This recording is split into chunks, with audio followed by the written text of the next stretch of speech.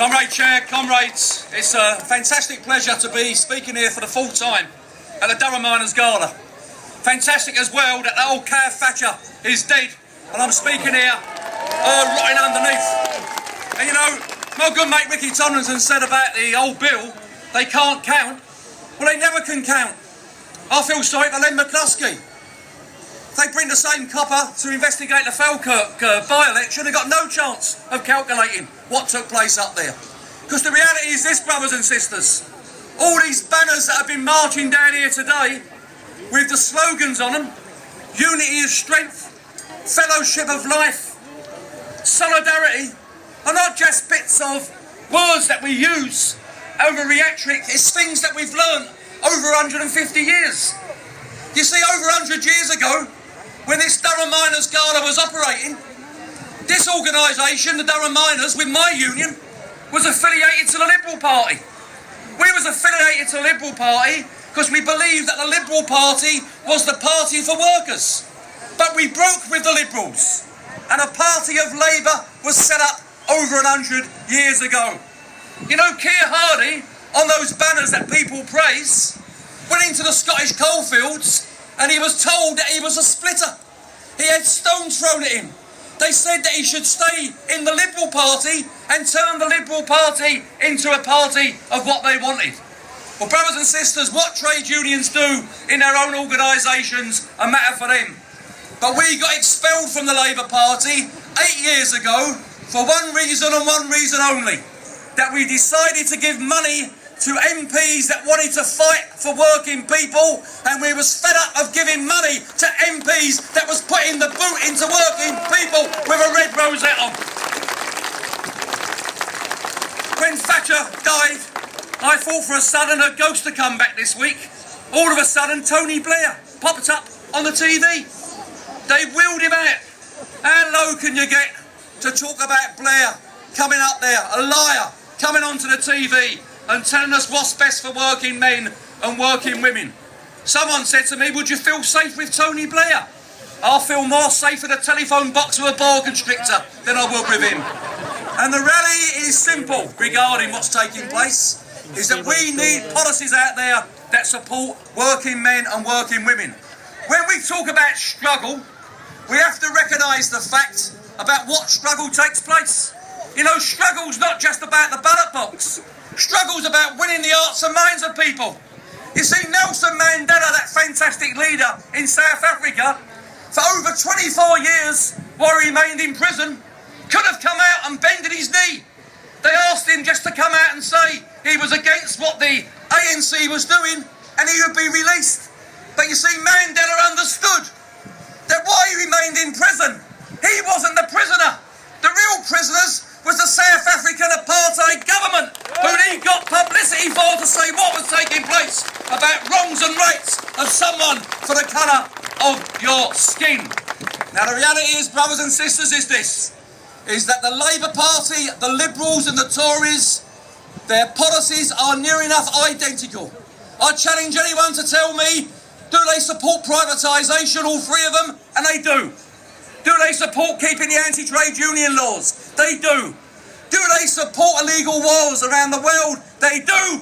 And do they support the European Union? They do. By the way, I'm not opposed to Europeans. I'm opposed to the European Union, whose device is for the bosses to make bigger profits at the expense of working people. Don't listen to those people who say that you're against the European Union. You're a UKIP supporter. The UKIP, we know what they are. They're Tories. They support privatisation. I'll tell you what, I've got more in common with a Chinese labourer than I have with a City of London stockbroker. So therefore, brothers and sisters, I raise the question with you. If the Labour Party today was formed in its present style, would you join them as an organisation? Of course you would. You want a party of going out there that's going to fight for you. And what we really want at the end of the day, brothers and sisters, is pretty simple, isn't it? We ask for a job for every single person. We ask for decent pay. We ask for a national health service. We ask for comprehensive education. We ask for decent pensions. We ask for a world that lives in peace. And all of them can't happen under capital. You see, in my rule book's clear. when we formed the Labour Party over 100 years ago, my union, that it weren't just a question of policies that we was against, it was the old position of capitalism. Capitalism has failed. It fails to give jobs. It falls into social deprivation. It fails to give housing. I never set up just to tweak about capital.